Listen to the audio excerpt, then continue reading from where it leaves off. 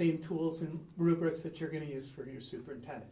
It all boils up from the classroom. Instead of you guys having to decide and push it down, we're letting the teachers in the classroom decide it and push it up to us. And so it makes it a lot easier for us as board members, because we're not trying to figure out this artificial horizon.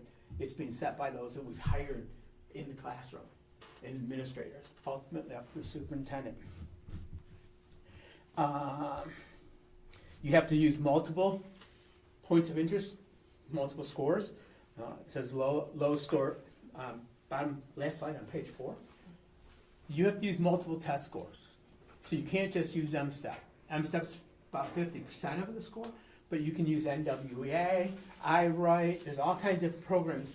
What are you using for your elementary? You using NWEA or? iWrite. Okay. So that's the one, what's nice about those tests, those, you can get the results pretty quick. You know, I'm really familiar with NWEA, but iWrite's very similar.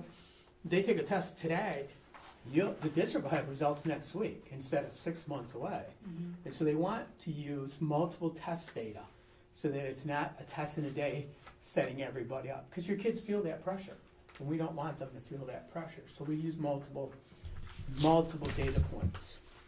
Right, but Yep. would still be the iRate would still be the only one for elementary, and then what is it? Should we look for the high school SATs or? PSAT, SAT, So there's local assessment and then yeah, there's local the, assessment. right, the high So, stakes Yeah, assessment. you can do like pre and post testing. Oh, okay. There's all kinds of testing you can do. It doesn't have to be all nationally normed tests like MSTEP or NWA or iWrite. It can be pre and post testing. It can be assessment in the district as part of it. That's what we want. We want multiple measures, because every student doesn't, some students do terrible on a test, but when you sit through and the teacher talks to them and does an assessment that way, they hit it out of the park. And so that's why they want us to have multiple data points. And it's fair for you guys, but think about your classroom teachers. Instead of them worried about one test on one given day, Right. now we're looking at multiple tests through the whole year. With growth, you have to have a starting point. So if you're at iWrite, you do it in September, and January, and May. If they weren't here in September, they didn't take it. So their baseline is now December. So you get all that time till December before they take their first test to assess them and help do some interventions and stuff. Then their score gets there. With MSTEP, if you're in the building, you take MSTEP, it's scored to your district score. Whether they've been here a day or since the beginning of school, as kindergartners.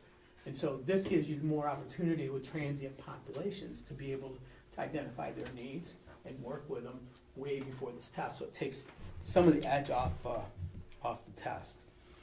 A couple other legal requirements. You have to make sure there's an annual evaluation process for your administrators and your staff. So what you need to know what the process looks like, what's it doing, and whether it's being followed. Not how many are minimally effective, highly effective, but that there's a process in place and that you're following the process. You want to know, if we had somebody on minimally effective, do we have them on a corrective action plan? And your superintendent can say, if we had somebody, yes, they are. If they find out later on they didn't, that's a discussion we have with our superintendent, because we weren't given transparent information. But we don't want to say, well, do we have any? Yeah, I got 3. Well, what do you think your community is going to start trying to do? Figure out who those 3 are. And that's not fair to them. It's not fair to you as a district or the community. We all have those cycles, so we want to work on them. Progress towards district goals would be either your strategic plan or MyKIP is what it's called now. The old district improvement plan is now called MyKIP. That's the continuous improvement plan. And that's part of her goals, or her rubric. 10% is on progress towards district goals. Now, it doesn't say you're going to get them all done.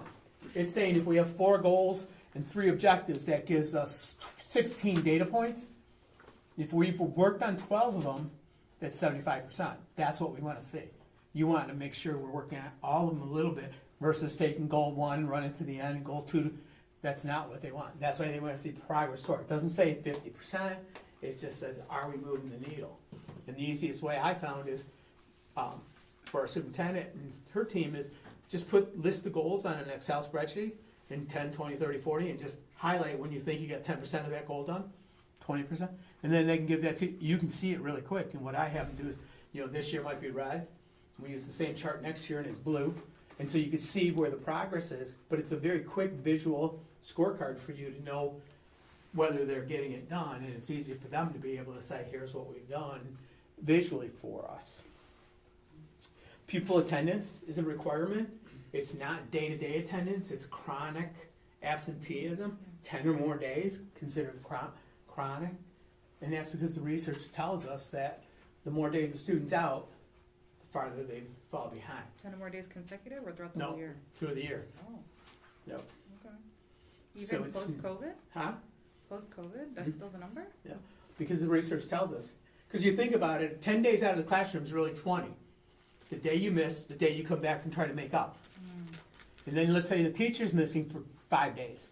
The day they're gone, the day they come back. So now we've gone from 15 days between the two of them to 30 days. On a 160-day calendar, we're already looking at a 20% just that quickly. And that's why we're saying it's you got. So again, you need to know, is there a process in place? Not, do we have chronic and what our number is? Is there a process in place and is it followed? You need to know what that process is. At what point do we make a call home? At what point does truancy get involved? You know, what's our steps? You need to know those and make sure they're being followed so we can get our students in school. Because we know the research tells us the more days they miss, the farther they get behind. And then feedback from parents, teachers, and students. We'll look at the rubric, but it says information and discussion working towards the district's goals. Not just surveys and say how you're doing and what do you think of it. It specifically works about how do we get stakeholder input towards the decisions and goals we're making. That's what it calls for. So we don't want to get trapped in trying to make it like we have to go out and talk to everybody. It's not. We said about the highly effective, minimally effective. If they're minimally effective, you have to put them on a corrective action plan, just like any other staff member. And you're responsible, superintendent's minimally effective, to write that corrective action and work with them and get them the help they need to get them back up to effective. It doesn't happen that often, but you have to be aware of that's your responsibility. We have to comply with the Open Meetings Act. Yep. Okay, FOIA.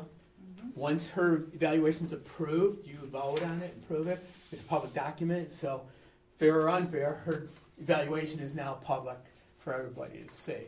And so that's why we use consensus and not voting. And we'll talk about that. Required postings. MASB's tool is what they call a local chosen tool. There's only 2 that are in the Department of Education is approved. The rest you have to do a big posting. If you go on your transparency on your homepage, in there'll be the superintendent's evaluation posting. We give that to you. As long as you follow the tool like it's presented to you, we give you all the posting. You don't want to get into that mess because you have to have it validated. It has to go through scholars, and you got to know who wrote the tool, what their backgrounds are. There's just a whole litany. We've already done that for you. MASB's done that to make it a lot easier for you. So just follow how we tell you to do it. Don't change numbers on the grid, and you're good to go. We give you the posting, and you Joanne? meet Noted the. that? Makes it easy because they just got to throw it on there and it's done. Versus trying to figure out all that stuff. It's a big on page 7 on the bottom. This is a standards-based rubric. That's the tool we use, the professional standards for educational leaders. That's the tool that bases. There's 12 or You 10. said this is one of the 2. What's that? This is one of the 2 at the state that we can use to evaluate? No, there's 2. It's Reeves and School Advance are on the approved. Everybody else is doing. A couple of them have Blaha and Collins has one. We have one. There's a few, but they're considered local instruments. But you did the research and everything? We've done all the research, all the efficacy, credibility. We check it every year to make sure it's still reliable. We don't change it. We've made one change since 2019 on it. We've added one question because we don't want you to keep having to go, okay, what's the new questions? We want it to be flat and not ever changing. So that's the standards we based, and so that's what we use to create this tool. the next pages, you'll see the different standards that are built into it. And if you wanted the document, I can email you the link to that actual professional standards document. On page 10, top slide, Okay.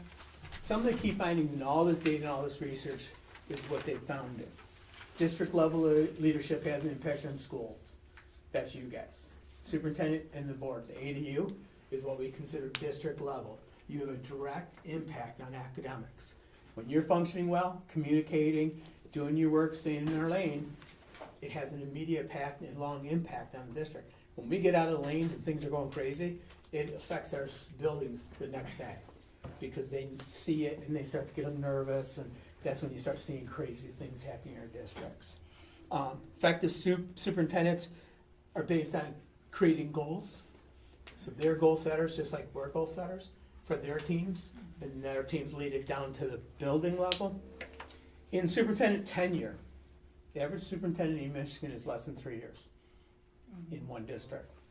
That turnover plays big havoc on education.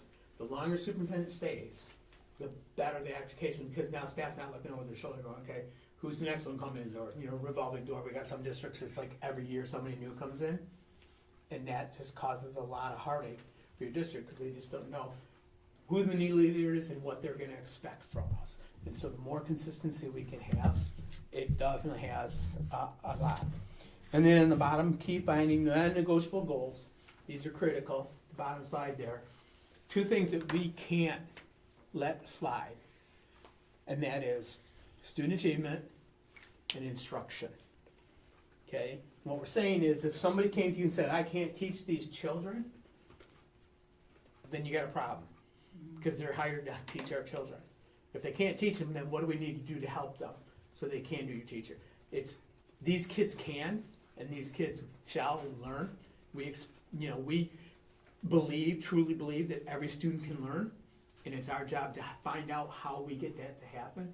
So when somebody's throwing their hands up and saying, I can't do it, that's a no-go for me, and a lot of us, and the research says it too. The second one is instruction.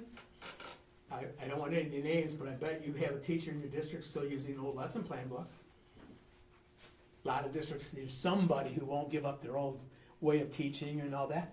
That's you. We have to set that model, what you want.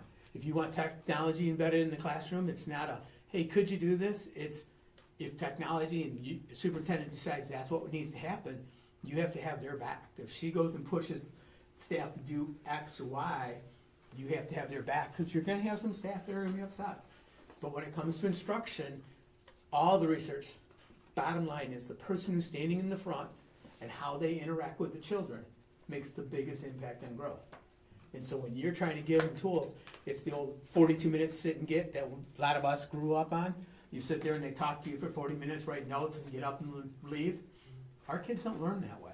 They learn on all this technology stuff. They learn it a whole different way. And so we have to understand that and make sure that we're dealing with that. Okay? So pull out the other document we gave you, the instrument. Let's go through that real quick and show you how this works.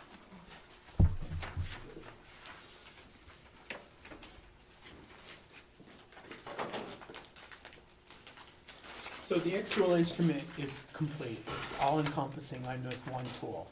Everything you need comes down to this one tool. So yours are black and white, so I'm going to show you mine. But if you go to page 4, it says that it's for government relations and board, governance and board relations. But if you look at mine, you'll see that there's things in red. And anything that's in red is requirements in the law. It's actually spelled out in the law. So like the question we said about chronic absenteeism, you'll see when you get to that one, it's in red. That's stuff that's called out in law, and that's why it's red in ours, so that we're totally aware of it. Okay? So what this is when you look at it, is this would be governance and board relations is your domain. That's what our focus is. You have A1 through A6 in this section. So there's 6 questions. It starts from the left, ineffective minimally effective, effective, and highly effective. And when you're evaluating, you're gonna just read effective and say, okay, is she actively involved in the development, recommendation, and administration of policies? Yes or no? And you're gonna talk as a group. Did you see evidence? I didn't, but maybe you did. That's how it works, is we don't all have to see everything. We as a team have to see evidence. So because we see different people, talk to different people, are in different parts of the community, that's why it's nice, because it's 8 of us coming together and saying, well, I saw this, I saw that.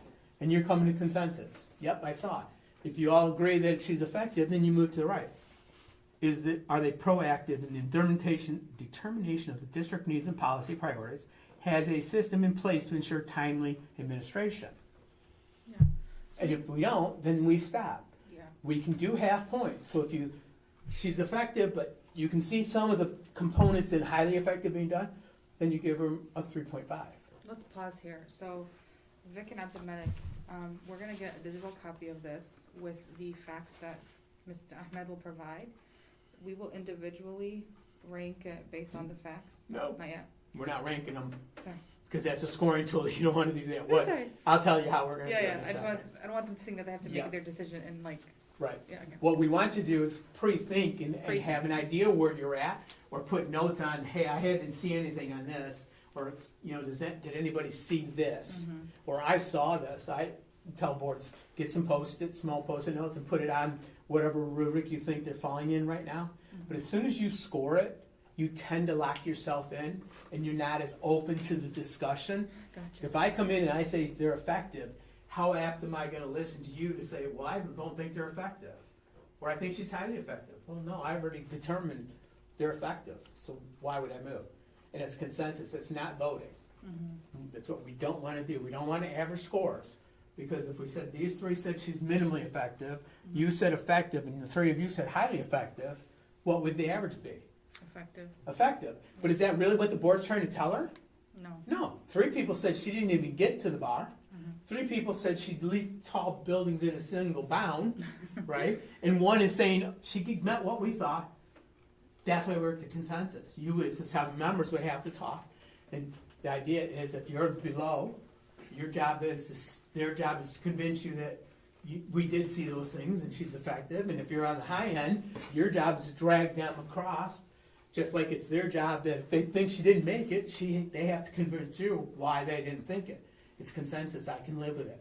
You don't have to be happy with it, but can I live with it? Is this the battle I want to end all battles on? And we work towards consensus. So you're going, I think she was effective for this. And then you start the discussion and it's like, yeah, I saw that, or I think she's highly effective and here's why. And very quickly you'll settle as a group and you'll put the score in there. It's not, I did one the other night. The hard part is when they don't agree on what they're looking for. And that's where you're gonna struggle in this first one, because you didn't set the expectations, and I'll tell you that, how we do that for next year to make it easier for you. Yep. So that's what we're gonna do. So, but if you look at it at the bottom, it has all these artifacts. We don't want your superintendent to create a 6-inch binder and hand it to you. Right. We want to see stuff in pieces all year long. So if you look at it, it talks about meeting agendas might help prove things. Board packets, board development memos, policy manuals. You can see, you're getting that stuff all year long. It's our job to synthesize it and say, okay, I saw that from her here. And that's why I tell you to have your tool with you all the time and write notes. Did you see something? Put it in your instrument so that you're looking at it all year, because we don't remember everything. There's a lot of moving parts. And so even when you come to the quarter mark, you want to have your instrument out so you can discuss what you've seen in that quarter or not. Okay, does that make sense? Yes. So did Fun? I kind of walk you through that process a little bit?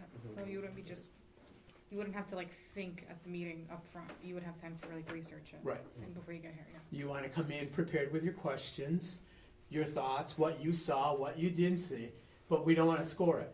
We only are actually going to put a score on the end of the year one. The other 3, when we meet quarterly to talk, there's no scoring.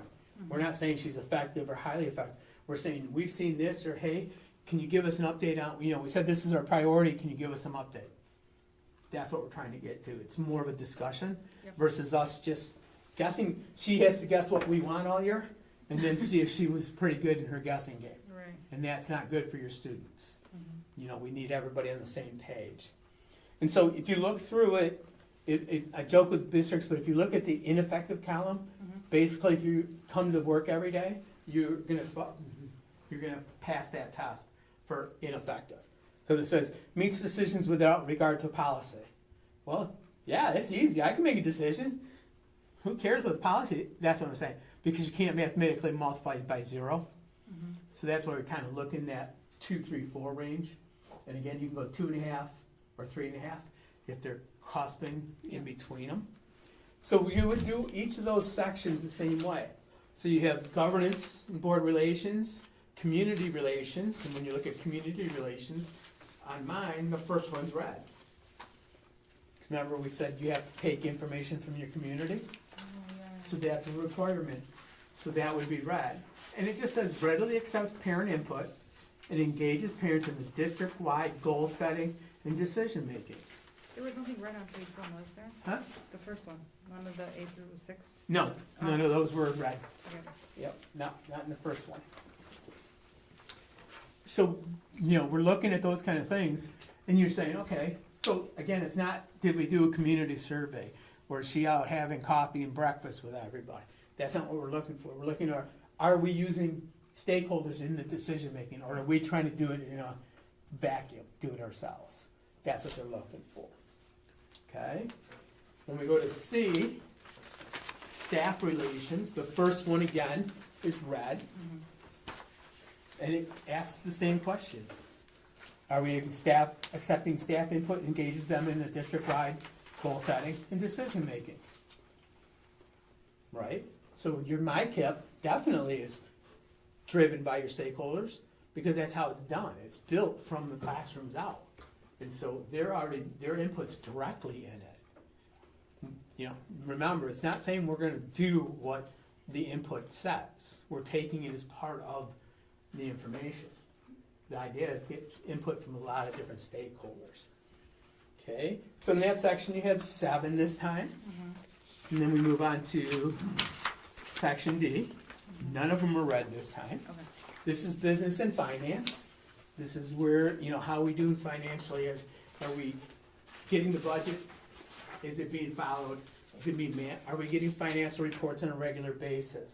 You're gonna see things in here like the word timely, appropriate, regular. Yeah. You have to decide at the beginning of the cycle what that means. So if you say regular, timely means every month, then you'd mark it on your sheet to remember, we all agreed a month, and your superintendent's saying the same thing. I understand what you're saying.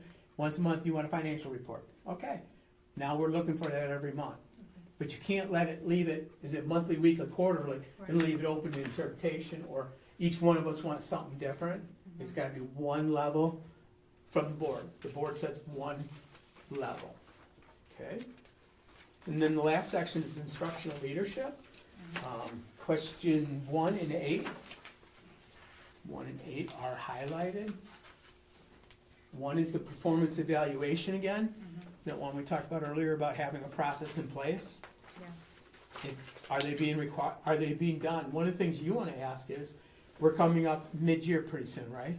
If you had 100 teachers and Julia, do you do 3 observations and a final with your team, your teachers? Correct. Yeah, so that means every teacher's getting touched 4 times. Okay, so if you had 100 teachers, that's 400 touches in a year.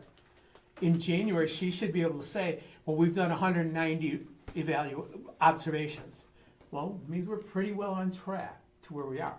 Now, if they say they have 300 done, that's not good, because that means we're racing through them just to get them done. Or we don't have enough, we got 75 done. So all she needs to bring to you at that quarterly discussion is, here's where we're at. It helps her to make sure her team's being accountable to get these things done on a timely basis, because it's really meant to help our staff. It's not about get you, it's about how do we help them, give them ideas and observe them, and then give them time to make adjustments and come back and observe them again. Go ahead, Madam President. I was gonna say, could we align these type of quarterly reports with our committee of a whole meeting? Yeah. And we can go into closed session for them. Yeah. We're gonna talk about that in a minute. Mhm. So there's 10 in this section. Same thing. Now you'll see in each section they had this big white piece of paper behind each section. Mhm. This is if something like this year you do the evaluation, something stands out that you specifically think there needs to be a change. In here, you would put the indicator, so one of those A, or whatever the numbers are, E, whatever. So it's, let's say it's E, it's the evaluation process, so it's E1. So when we're looking at this instrument, we would put E1 as the indicator. Yep. You'd write the goal. What are you trying to accomplish? What's the evidence? What should you see? What do you expect to see? And then any comments and notes from the board and superintendent. So we're agreeing on it. When we go to evaluate, we're not adding points. We're saying when we look at E1, we're gonna come over here and look at this. You don't have to write one of these for each section. These are only if they're needed, okay? And they get built out of the same 100 points. So it's not like we're carving out and putting 10 on this and now we have 90 points left. It comes right out of the rubric, okay? But that's how we get focused on what we need to do. And then the last page you need to look at is page 16. That's the student growth page and progress towards district goals. Again, you'll see the titles are red because they're required. Okay. Student growth and progress towards district goals are both in red because they're required. And really what we're looking at is when you look at it again, so effective, 75 to 89% of the students met their growth total. So when she brings a number to you, there it is. Now, there's two ways to get that number. The district will build it from their data, but they can also go to the My School data and see what the state lists you at. If your student growth in the state says it's effective, even though their scale's different than ours, if you're effective on the state, you're effective on ours. So you really have two things to look at, your internal scores that she brings to you and the My School data score, because you can use either one to score the growth. It gives you another option to look at. Because sometimes, like with COVID, the state was notorious for moving their scale down Yeah. to make up for the fact that, and so if we didn't change our scale, we couldn't. So a lot of people use the state score because They they would've took come in to- for yeah. COVID. Otherwise, everybody would have been minimally effective or ineffective when it came to growth. Right. When you look at the rubric, if you are minimally effective on growth, you've already given up 20 of the 100 points, because it's 40%. So that means you're starting at an 80. Yeah. Most likely, if you don't get growth, you're not gonna be effective as a superintendent, because you can't give them all high scores, 4s, highly effective, and then your growth isn't even making the effective count. So when we work on these, I always tell you to start with the student growth, start with this one, scoring. Look at this first, because if you got growth and it's coming out and it's effective, it makes the rest of the night go easy. If it doesn't, then we gotta go back and do some hard looks as we're having those discussions, where was the failure, kind of thing. Because remember, the superintendent's responsible for it all. She gets all the blame and all the praise. Superintendents are really good about deflecting. The praise they'll send to their staff, and the bad stuff they're gonna take. So if we don't get growth, she can't go, well, our teachers didn't do their job. She's gonna go, we as a district didn't do our job, and I was the educational leader, so here's what we're gonna do to fix it. And so that's why we're looking at it as a whole score. They start to break it down into chunks. And then we talked about progress towards district goals. Okay? We have this in an electronic version. I think I just sent you the Excel file. Yeah. So what's nice is if you plug in the scores, it'll do all your calculations for you. So you're not trying to figure out what are all these, as you go through each section, if you put the number in, 1 through 4, it'll do all your calculations for you. Okay? When you're done, you would come out and you would share the scores on page F, section F, and then the section that has the overall score. That's what we're actually gonna report out to the community, the 2 score sheets. One is for the professional domain, professional leadership, and then the other one is the overall with that, plus the growth and progress towards district goals. Perfect. Okay? And you're gonna, it's based, we found her effective, we're happier, we know we're not where we need to be, and we're working on it collaboratively, or, but we wanna keep it in the positive, because remember, her evaluation is a reflection on your whole team. Yeah. And so if we go after a superintendent and say, well, they're minimally effective, what's the message you're sending to your whole organization? They're minimally effective or ineffective. And so that's why we have this quarterly touch bases that we're gonna talk about right now as we go. So do you understand the rubric, the tool, at least on high level? Okay. I was gonna say, to accommodate the learning styles of our peers, Mhm. we just digested about 30 minutes of information. Let's do a 5-minute recess and Sure. come back. So, 5-minute recess. We will reconvene at 6:43.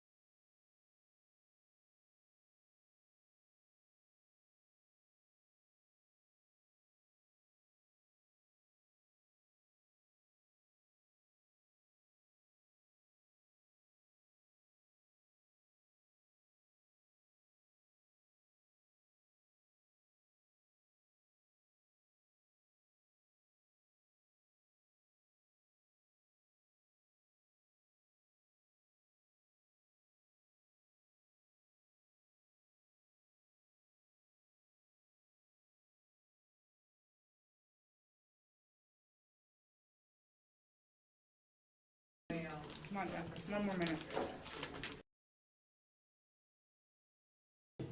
Well, quicker we get started, quicker you get to go home Yep. tonight, right? All right, we're reconvening at 6:42.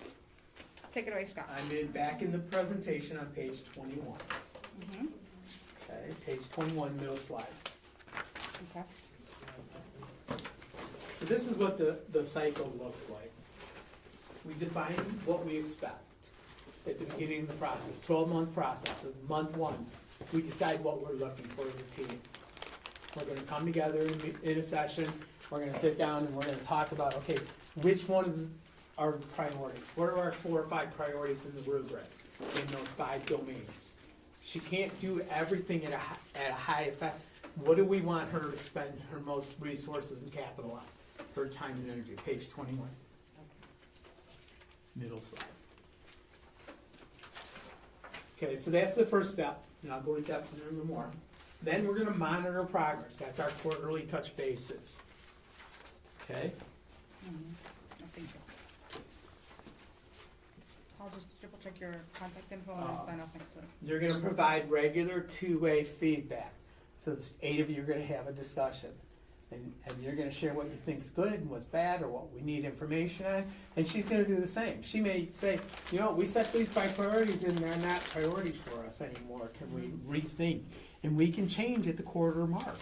We don't have to wait for the end of the year to reset our priorities. Priorities change, and that's fine. We just wanna make sure all 8 of us are on board if we have to make those changes. Superintendent does a self-evaluation near the end. So if it's calendar year, October, November, she does a self-eval and shares that with the board. It gives her an opportunity to look at it and make sure she shared a lot of the information you need already out, so she can make sure. And it gives you another data point, because now you got her self-eval in front of you too. You're not starting with hers and then changing the scores. It's just another tool with your own memory and your own things you thought of and talked about all year. It's just one more tool. And then we sit down, we have the formal evaluation. Okay? Everything we do is in public, except for the actual evaluation. The quarterly touch bases and the actual evaluation at the end of the year can be done in closed session if she chooses it to be in closed or open. It's her choice. Because they're the employee, they have the right to say, I prefer it in closed session, therefore we can go into closed session and do her evaluation quarterly, whenever we're meeting. If we're talking about the job she's actually doing, not what we expect from her, but the job she's doing, that can go into closed session. That's the only thing in this whole process, though, that we can go in closed session. So at the beginning of the year, when we're discussing what should be their priorities, it's done right in public. You want it. You want everybody to see what you're going through and what you're focused on, and how you get to the primary focuses for the school year or for that next year. And so that's all done in open session. Will we discuss how 2023 was unique to our district? We Okay, can. They're all unique these days, it seems like, but yes, we will. We can talk about that. If you look at the page 22 at the top, SBI Yep. is a great model for you to use to have communications. Okay? What's the situation? What's the behavior? What was the impact? Hey, we had this happen at the elementary school. That's the situation. The behavior is we didn't get a call ahead of time to know that we had a situation. And the impact is I had parents calling me asking me questions that I couldn't answer. It's not, hey, you screwed up, or hey, you didn't do, it's here's the situation, here's what happened, here's the impact, what can we do to improve it next time? It keeps the emotions out of it and keeps us on point of what happened, what created it, and what do we do to improve it the next time. Situation, behavior, impact. Okay? Superintendent Bell, we talked about. Again, you're using that as a way for you to guide through that. So let's talk about the actual 12 months. I'm going to go back. I'm on the bottom of page 25. 25, okay. We talked about the problem with averaging.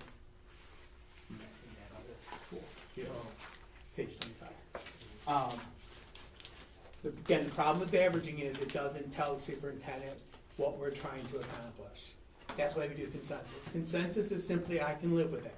You don't have to always be happy with it, but can you go along with it? And sometimes it's a horse trade. All right, I'll give you in this one, but remember next time when I'm saying no, you might have to give up a little and come back to my side. You know, it's a trade-off, and the superintendent's right there in the discussion. It's not about the scores that are going on the piece of paper, it's the 8 of you talking. Yep. That's the strength of this process. Instead of the old way of, everybody did their own thing, passed it in, we averaged it and handed the superintendent, and they had no clue what they did right and what they did wrong. Now we're forcing the board to do it in front of, with them as a team to collaboratively come up with that scoring, okay? Let's go to page 26, middle slide, just a couple of legal issues. Again, you can go in closed session for periodic personnel evaluation. So in the middle side, it talks about closed meeting exception, that's one of the 8 exceptions, and that's what it would be going. Remember, it's a roll call vote, but it's for periodic personnel evaluation that you can go and close, and again, your superintendent, Ahmed, right, Yes. controls that. It's her decision to go in open or close. We don't control that, okay? MASB is not a fan of asking our superintendents to step out of that closed session so we can talk, okay? I'm a firm believer, if she's not in there, we don't go into closed session. And if we can't say it to her face in a closed, locked room, it probably doesn't need to be said. But as soon as you ask the superintendent to step out of the room so we can talk, what's the clear message you're sending to your superintendent? You're not a team. You're short-lived with us. You know, it's time to get your resume. Even if that's not what you meant, that's how it's gonna be perceived, not only from your superintendent, but from your staff. So that's why we say, the 8 of you stay in that room. And you, as a board, can choose who can be in that room. So if you want a facilitator in there, you can have a facilitator, whatever you think you need to have that in there. Just remember, you're bound by confidentiality. Whoever's in that room with you isn't, because they're not an elected official. So if I'm in there with you doing and leading, technically I'm not. Now, obviously, MASB, we're not gonna out what's being said in that room. But if you were to bring another outside person in, you gotta understand, they don't have that same restriction that you do as an elected official, okay? That's the only time we can go into closed session. Top of the next page says consensus in closed session. We're not voting, Right. and that's how we can do this. It's, I saw this, are we comfortable? We're coming to consensus, we're not voting. The voting happens when we come back out on the consensus decision. Okay, we're working towards consensus, not, as soon as we have to say, well, I'm a 4, I'm a 3, I'm a 4, and we start to average, that's when we have to come out of closed session, Yeah. and you have to do that in public. Just like if you score your sheet ahead of time, it becomes a tally sheet, it has to be kept as part of the official document, and historical document, because the community has to know how you, if you voted. Oh, We're I not gotta voting read in a closed lot of session. Stuff, Scott. What's that? Look, it says the board president reads aloud and it's like 4 indicators, so. That'll be fun. Well, and usually what I do is I don't even have them read what I do is say, okay, let anybody want to talk, and somebody will jump in and say, well, I think they're effective for this, and that usually jumps the conversation off, versus somebody sitting there reading all these rubrics to me. I think we're all adults and stuff, so, okay? That's consensus, and then when you come back out, you're calling for an actual vote to approve it. Once it's approved, then it's part of the official record, goes into the minutes, and it goes in her personnel file that's available for anybody to look at. Because it's work of the board. You're approving it, just like anything else you approve, it becomes part of the official record unless there's another legal reason we can't. Yep. This one, Once- there's no legal reason we can't show it. Once you go back to open session and you rate You read rate them, do you still say what you, like a statement of, how do you word it? Give an example. Pull up the sheet. Okay. So when you come back into open session, you're gonna look at So let's look at the A1. compile Why score. they're- like the rating, if it was Yeah. highly effective and why? Or- Yep. You're gonna talk about why did you come where you want, because Okay. you're gonna approve So you two. still have to say that in open. Oh yeah, you have to announce, because it has to be in the record, what did you score? You know, we scored her It 84 just points there's no and followed. discussion, that's it. That's Right. the only difference. No, you can, if you're in open session, so if we go to a tool and we look at A1, policy involvement. say you felt really strongly that she was ineffective, right? You would have to say that in a public meeting, go, If you don't work to consensus. yeah, if we don't work together, so say you said ineffective. No, I mean after coming from closed session. Right. Yeah, so after, we still have, we can't make decisions Yeah. as a board in a closed session, so we're coming in open to talk about our, You're talking about the scoring sheet, so it's Scoring two sheet, yes, pages, sorry. not Okay. each section, yeah, the total pages, okay. F and H. okay, yeah. The one shows your scores right there, Yep, so page shows you the 15. 5 domains, so you're gonna share this score, Yeah. and then you're gonna share the last score 2 pages further, Mhm. right here, Mhm. and this is her total, that's her final score. So say somehow we did not give her the 3, which is effective, we gave her like a 2.5 overall. If you wanted to leave comments, this, right? You know, you'd have to, You'd have to. because you'd have to explain why they didn't get to effective range. Oh, got it, okay. You know, and she should have the opportunity to also. In those cases, boards will wait to the next meeting To to have time to digest it and get their comments and thoughts together. But so if you it was a approve. 3, so If it's say, effective, then or you 3 or don't 4, have that, yeah, okay, but if it's under a 3, because you gotta put corrective action in cross place. that bridge if we get there, yes, Yeah. okay. So, but you want, as board president, you wanna share, well, you know, we did it, here's what we've done, Yeah. here's what the results were, she's 82, which in our rubric puts her in the effective range, where, you know, we see great movement coming in our district, we still got a lot of work to do, Mhm. but you're sharing, you know, the good things. You know, you have to admit, yeah, there's things we gotta work on, Right. but that's true of everybody and anything you do, where there's always something to work on. Mhm. But you wanna say as positive as you can, even if it falls short of 3 Yeah. of effective. It's minimally effective, you still wanna find good things. Because Right. again, it's a reflection on everybody in your organization, Mhm. okay? So bottom of page 27 is our calendar. Okay. This is the nitty gritty right here. This is, we're in, a little late. Well, and think about it, this year, you're gonna get the evaluation done, to get it done and have that discussion. What I'm setting you up for now is in January, to do next year's, this is your 12-month cycle. So Mhm. you're setting a baseline by doing this tonight and doing her evaluation, Mhm. that gives you a foundation, and then in January, you're gonna start the 12-month cycle. And in the first month, we set the expectation. So in January, we come together, Mhm. and we say, okay, what's our expectation? What you do is go through the rubric, those 5 domains, and Mhm. say, okay, which ones do you have any questions on? So you come to that meeting, I have a question on A5, and you talk about it so it's clarified that everybody understands it. You don't have to go through each one. If no one says, hey, I don't have a question on A5, then let's talk about A5, but we don't have to talk 1 through 4. Right. We're all comfortable with it. And calendar year is best practice to align with election year? What's that? Calendar year evals are best practice to align with the election cycles? Right. Okay. So then what we're doing is, at the same time, you might say, well, I think A3 is a priority. Mhm. And so you're just listing them for now. Not setting priorities yet, you're just listing ones that are possible. Because you might get 10 of them by the time you get through the 5 domains. Yeah. Then you're gonna cycle back and you're gonna get to 5. You have 5 priorities. These are the biggest things on those domains that we want you to work on. Financials, budgeting, or, you know, how do we talk to the community about it? We're setting those priorities. That's what we're gonna come out of that first session with. You're gonna say the A priorities, 5 of them. Mhm. And then the ones that you thought might be priorities but didn't get to an A are now Bs. And you might identify some sections as what we call a C. Mhm. Don't do anything more than you're doing today. We're happy. It's not mission critical to us.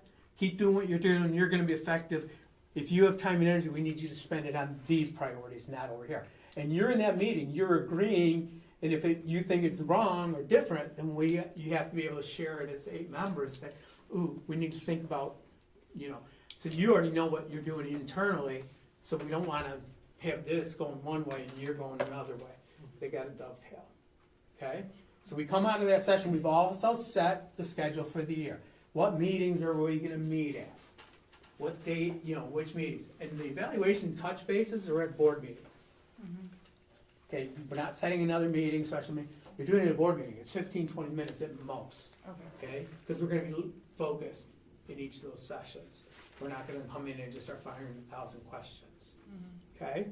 Our first touch base then is in April, Mhm. 3 months in. board meeting in April, we'll come together, closed session, we'll sit down and we'll talk about, okay, what's going right, what's going wrong. She gives you an update on the priorities, and we ask any questions that we need answered in that session. Hey, and the way we say it is, keep doing, do more, do less. That's the jargon you wanna use. Keep doing what you're doing, means don't change. Ooh, we're not spending enough energy on this one, we need to do more. Or you're spending too much energy on this one, do less of. We wanna frame all our discussions so that we're all clear in the direction that we as a group are headed. Okay, so we have to come to consensus on that, do more, do less, And we keep can doing. invite you in to walk Huh? us, we can invite you in to walk us through the process. Oh, yeah, Okay, good. well, and we'll talk about it, Yeah, about, seeing about doing something to help you all year, got to it. be there for this decision and the evaluation at the end of the year. Yeah, I'll before, talk to them before next week. 2023, we are doing an evaluation. Right. No Yeah, time I'll to talk to check. Debbie and we'll see what we can do, Okay, good. okay? 'Cause we know you're struggling, so we'll talk to her and Yeah. figure it out. Okay, good.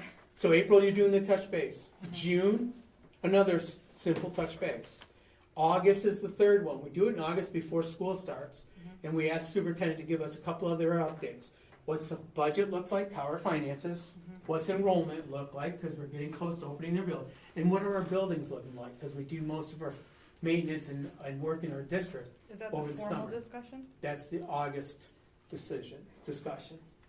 So what's the difference between the June formal and then? Well, because some formal must happen, informal could be skipped. Yeah, If there's not a lot, we say that middle one has to happen. We don't wanna go more than 6 months without talking. got it. That's why we call it a formal one. We want you to have it. That the atmosphere is informal in that we're having a Got it, discussion. got it, yeah. But when we say formal in this case, it's because we want you, we almost require you to have that discussion so that we're not going long periods of time without having those type of discussions as a team. Okay? Yes. And then you get to the end of the year, so right about now, she'd be working on her self-eval Mhm. next month. She'd get that done and get it to you, and you'd have your evaluation schedule. Mhm. You'd come together, you'd have all your data, you'd have your discussions from January, your expectations, so you'd have those listed, and then you could start going through, did we see evidence as you go through? And that's why a lot of times, like I did the other night, facilitate to help you get through that cycle, so we're not spinning our wheels all night off the beaten path, that we can help you stay on path and get done. Once you come out of there, you're doing the discussion and improving it after that session. Now, what I like to do with boards, very simply, if it's April 15th is your April board meeting for your first touch base, Yeah, 2 weeks before, if you have anything you want information on, you send to your board president. okay. 2 weeks before. She compiles them and gives the superintendent. A week before, Madam Superintendent, you're gonna write a quick, not a dissertation, 1 or 2 paragraphs, and answer those questions and send it out to your whole board. When we come into that closed session, we now have those questions, and we can talk about those. We're gonna talk about our priorities, and anything that may have happened in that first quarter. If it happened between January and our meeting, we talk about it in April. If you think it needs, because once that April session's over, it didn't happen unless we talked about it. We can't get to November and say, remember the second week of January you did this and we weren't happy with, no, it's too late. Yeah. We want, if it happens in that quarter, we talk about it in that quarter. If it happens second quarter, we talk in the second quarter, third quarter. So when you get to the end of the year, you're only looking at the last 3 months in that touch base Mhm. because you've done the rest of the year. That's why it makes it so much simpler, because we're taking it in pieces all year long. Okay, so you think about it, you have your expectations in January, Mhm. discussion in April, discussion in June, discussion in August, board, superintendent self-evaluation. We've now had 5 touch bases before we ever look at the rubric and score per job. Mhm. Now you can see why it works so easy, because we've already done the hard work all year long. We've had those discussions. And when you get to those touch bases, if something needs to change, you might say, you know what, that's not a priority, move it down and move one of the B's up. Now you can't move a B up without sliding an A down. Right. If we have 5, it stays 5. So if you think something's got more priority now, move it up, but then you gotta say, okay, this one's gonna get dropped down to a B. Yep. And that helps her focus, helps your organization focus, and what the 8 of you believe are the most critical things in your district. That's how you lead your district, because now they're clear. She can then go to her cabinet and her leaders and share with them, who can then share with the rest of the organization. So these are the board's priorities. This is what the board's looking for. This is what we're trying to aspire to. Now everybody's working on the same page instead of this building doing its thing and that building doing its thing and this department doing something else and board's over here and superintendent's over there.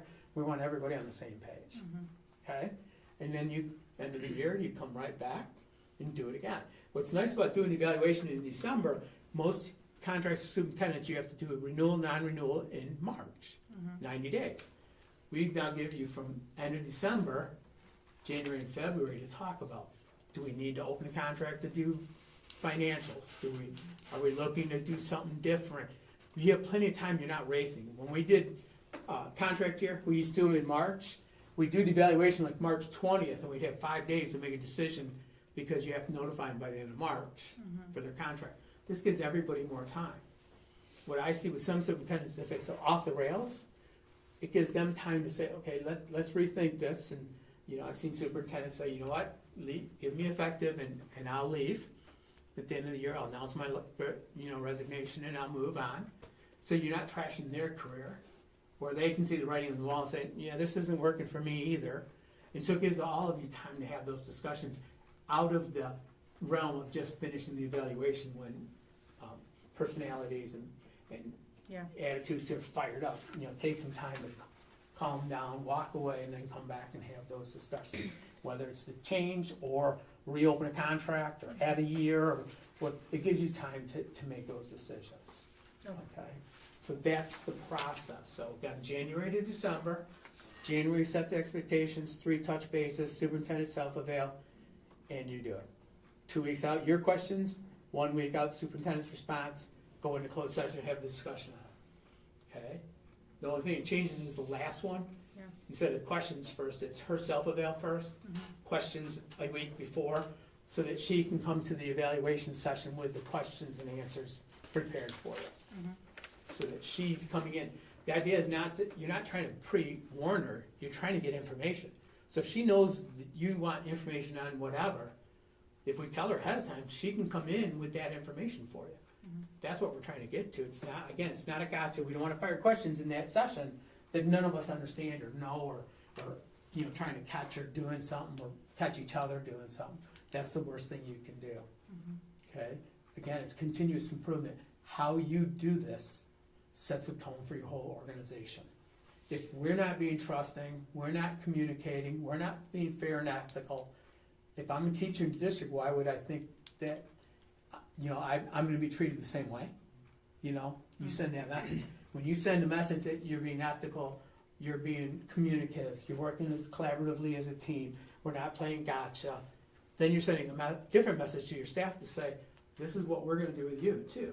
We want to work with you to continue to build the organization, the capacity of our organization, versus use it as a 2x4 on somebody's. We don't want to have that feeling of, that's not what evaluation's all about. It's about how do we continue to grow, improve as a district. Okay? So that's the 12-month cycle and how it works. Questions? We're in month 10. You're in month 10. So what you're gonna, for you guys this year, what I would suggest you to do is go ahead, you're gonna do the rubric. I would just, if you had questions Yeah. of things you want information on, get them to your board president, and I'd send something out in the next week or so. Anybody has questions, and give your superintendent some time to answer those. You wanna set, in the next couple of weeks, you wanna set a date in November or December for your evaluation, so that everybody knows. Would have to be December, yeah. Huh? Would have to be December, wouldn't have any quorums in November. That's fine. Okay. So, but you want everybody to know so they can get it, make sure it's on their calendar, Yep. so that there's no questions. When you do the actual evaluation next year, it's not on a board night. So it's the in-between. We want that to only be the only thing on the agenda. You come in like you did tonight, Yeah. and then it's evaluation. We don't want to do any other business, because like I did the other district, it was 9:30 before they even started the evaluation. They're already tired. They've already had a 3-hour board meeting, and now they're gonna go spend 3 more hours in superintendent's evaluation. You can imagine how it went. It was after midnight before we got out of it. That's not good for anybody. We want this to be the focus of the night, because it's that critical to us, because it's one of our 3 jobs. Hire and evaluate superintendents, our #1 job. We wanna put the time and energy to it. So this year, you're gonna wanna ask your questions, get laser focused, go through your rubrics that you have. If there's things that you're not sure about, or you want additional information, send it over to your board president, so they can get that. It might be something she can answer, or our superintendent, and they'll get those out 2 weeks before the actual date of whenever your evaluation is, so you got a little time. Yeah. Then you're gonna come together and go through the process and look at all the domains. That gives your superintendent really 5 weeks, 6 weeks to pull all the data together, the scores and all the things she needs to. So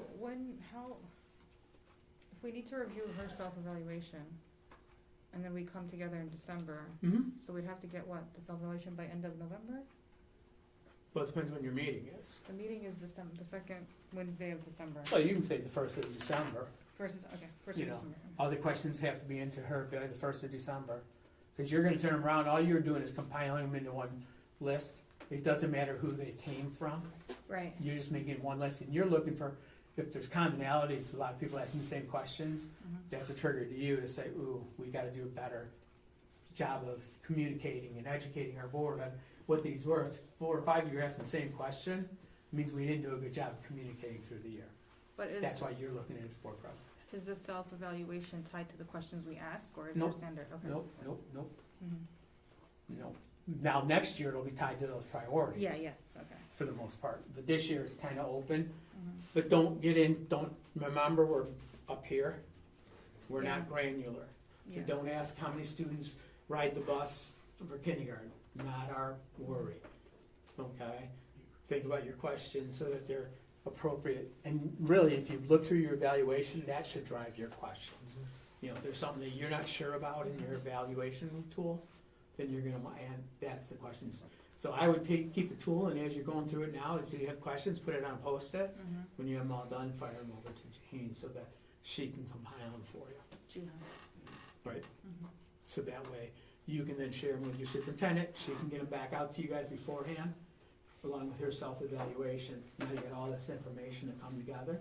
Not that, just because she gave you an update means you're not gonna talk about it. Mhm. You might have concerns you wanna talk about, but now she's coming prepared to be able to answer your questions. There's nothing worse than asking a question she can't answer. I'll get back to you. Well, that's not good enough, because we gotta make a decision tonight. So you can't get back to us in a week. So let's help make that happen easier. Okay? That make sense? Yeah. Yeah, we're in for a long December meeting then. Yes, you are. Okay. Yes, you are. I'm gonna see if we can get a quorum, but we literally talked about our calendar last month. And we Well, the took- big thing is, remember, this is one of your 3 jobs: set policy, set vision, and hire and evaluate the superintendent. Mhm. It's one of our 3 jobs, so we need to be here. And that's why next year in January, you'll set the date, so everybody will know this is the meeting for this touch base, this touch base, this touch Yeah. base, here's the evaluation night. So you'll know 12 months ahead when that night is, so we can clear our schedule so that we're ready to go. Yeah, that makes sense. Okay, Questions, I know it's a lot, but questions? questions? Did I overwhelm you with a lot of information in a short period of time? Yes. No, No? I think it was good. Oh, there's just a lot of planning done. Mm-hmm. We're gonna roll with the punches for 2023, and then Yep. we will be more aligned and strategic for 2024, so. Yep. Onwards and upwards. But you're doing it as a baseline to get through, to do the process, so you learn about the process, so you'll be better after you get through the first one, so. As you have questions, Yeah, send them to me and then. send them to her and she'll get hold of me, kind of thing. Send me the date you're looking at for Yep. December. Mhm. So you tentatively put it on my calendar, we Yep. work something out. I'm gonna talk to MASB about coming out and facilitating that discussion for you in Okay. December, Mhm. just because I know you're gonna struggle as a group. Yep. It'll make it easier if I'm here or somebody is here with you to help guide you through that first go-round, Mhm. so that you're successful. My job's not to decide what her score is. My job is to make sure she gets a fair shake, Yeah, that it's a fair, equitable, trusting process. You know, I can't guarantee what her score is gonna be, but we can guarantee that she should get a fair process. And that's all we can ask, all the superintendent can ask us is to work through the process and be fair and equitable. do you have any questions about the process? I do. So you're okay with your timeline, to give it to us by the first week of December, your self-eval? And then I will send you questions the board has asked also the first week. And don't feel like you gotta write novels, even in your self-eval. If you have some things you want them to It's know, hard not to do. yeah, I know, but you Okay. wanna be short and to the point. Remember, we're community members who are passionate, but you send me 20 pages to read, I'm reading the first page and a half, maybe, Right. and the rest isn't gonna get read. And we don't wanna do that as to you, so keep it really short and sweet. The high topics that you need, not every topic needs to be talked about, Sure, okay? okay. Again, if you have questions, your board president has my contact, your administrative assistant has all my contact information. By all means, reach out. We joke, I'm not an attorney, so I don't charge you every time you call me. So pick up the phone and Yeah. call me if you're not sure, even if it's not evaluation, but how do we do this or that? That's what we're here for. If you got questions, reach out and ask us. We joke, but your board president and I talk, I'm pretty free, how do we do this, or what should we do about that? And Yeah. that's what you want. You'd rather to ask the question ahead of time, to not make a mistake, because it's harder to clean it up after the fact, so. Right. All right? Thank you so Good. much. Any last questions? Tonight, you can always email them. So any questions right now? Good? Paul? Good? Yeah, we're good. Thank you so much, Thank Scott. you. We appreciate it. Yep. All right. Next up on this participation, this portion of the agenda is for citizens to address any questions or concerns to the board. The board will listen to comments and questions advised may not respond at this time. Presiding officer will refer questions to super for research and response. The only one I have is Angela Chen. Angela Chen, come on up.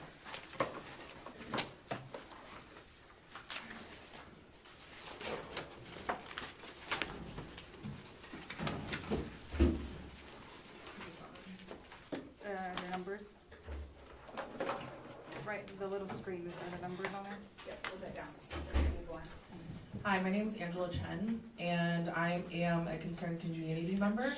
The last time I was at a school board meeting was August 9th, where you all were discussing how to promote and support the bond that is on the election since it failed the last ballot, and I have not heard anything since.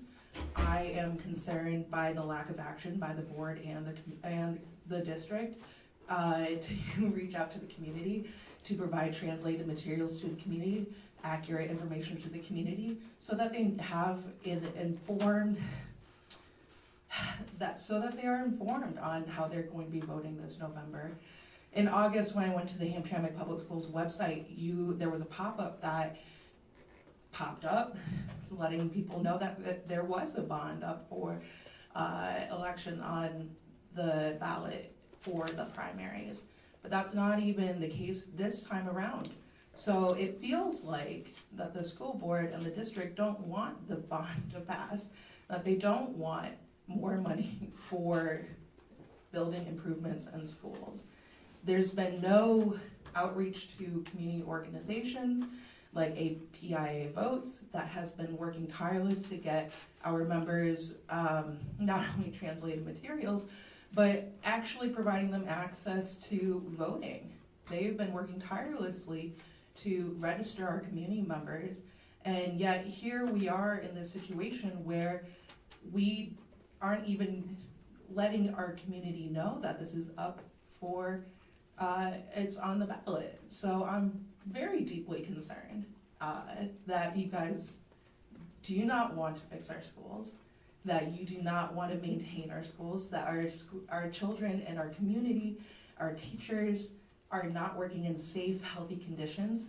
How many days have we lost to heat? This bond money can go towards making sure that our schools are not closed because it's too hot for our students to learn or too cold for our students to learn.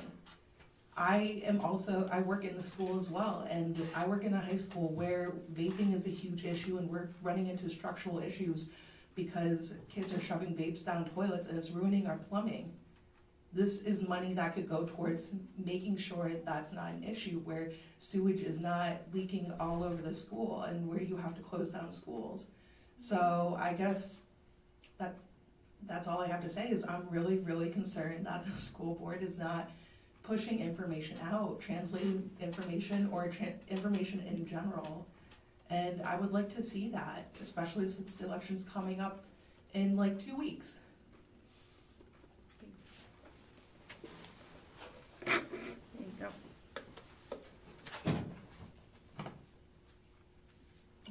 Thank you.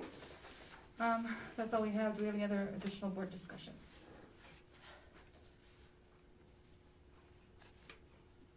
I am not responding to public comment because that is not what we do. However, in our next board report, can we get an update on the bond initiatives and what's been happening? Thank you. And then resolution number 2, meeting adjournment. Do I have a motion? Motion. I heard, okay, do I have a second? Second. Ferris, resolved that the regular resolved that the committee of the whole meeting be adjourned at 7:18 PM. All in favor?